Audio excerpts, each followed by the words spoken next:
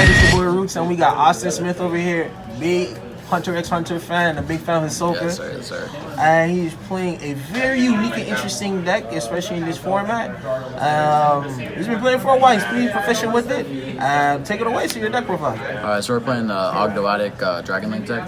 You play the Chaos stuff. So if you get into the Snake stuff first, you got 3 Nunu and 2 Noya, 1 Zoha to go with the little guys. These 2 right here, you pitch them to pitch the opposite type from deck to grave. This one special summons itself. This one searches a spell and trap, and then this one allows you to pitch a guy to add him back to hand. You need that random discard at some points during the combo to get big guys out of hand.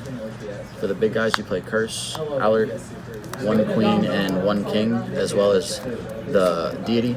So Curse, these 2, you tribute 1, summon them back from the grave, and they give your opponent some sort of advantage. This one allows you to your opponent to special summon a guy from grave. This one allows them to add a guy back. This summons one back from grave, and this guy shuffles banished monsters back from your banished pile to your graveyard. The King and Queen all have interactions.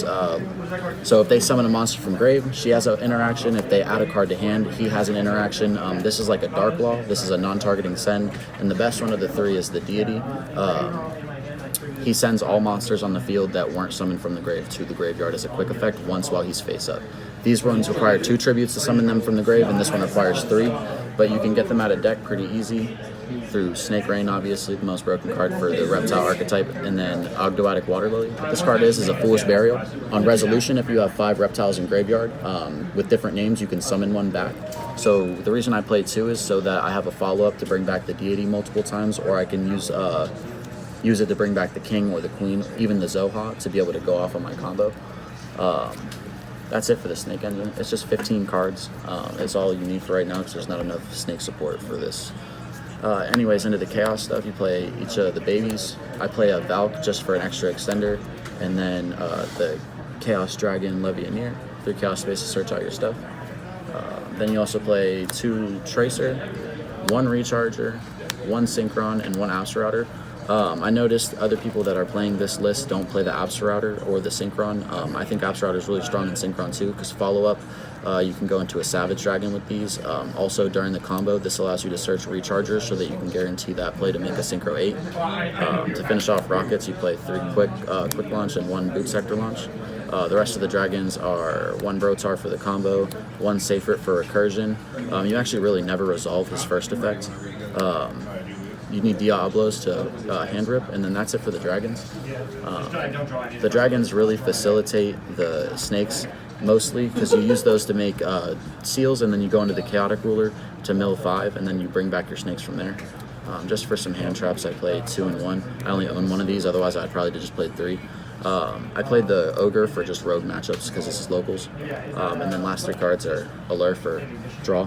Every other list plays Prosperity or something like that. I don't like playing Prosperity. Banishing cards in this deck is not bad at all because you can recycle them all, so I don't see the point in not playing that.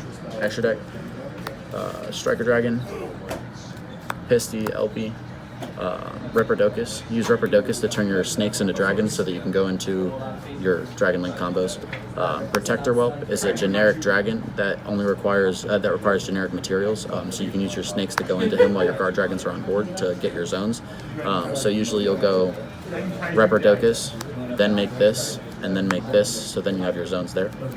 The rest of the links, 2 seals. You need 2 seals. You tribute 1 off on your own turn to go Super Hard Plus, and then IP, Unicorn, and Boral Sword. If you have Vert and Dragoon, play them over this all day. Feral Imps to search, Dingirsu as a follow-up and generic removal.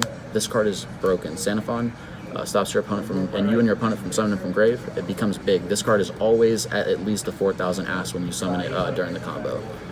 Chaotic Ruler, this deck wouldn't work without this card, and Boral Savage as a follow-up. I never summon Boral Savage going first. I always go into this, and then my follow-up play is always a Savage Dragon to play through boards and whatnot. But that's it for the deck profile. It performed really bad today because everyone had Droll in my matchups. If you just don't have an out to Droll at the end of the day, that card just really hurts you. You could play through Lancia, Ash, Imperm, everything like that. But other than that, if you don't play, get hit by trolls, you're good. But other than that, I really like this deck.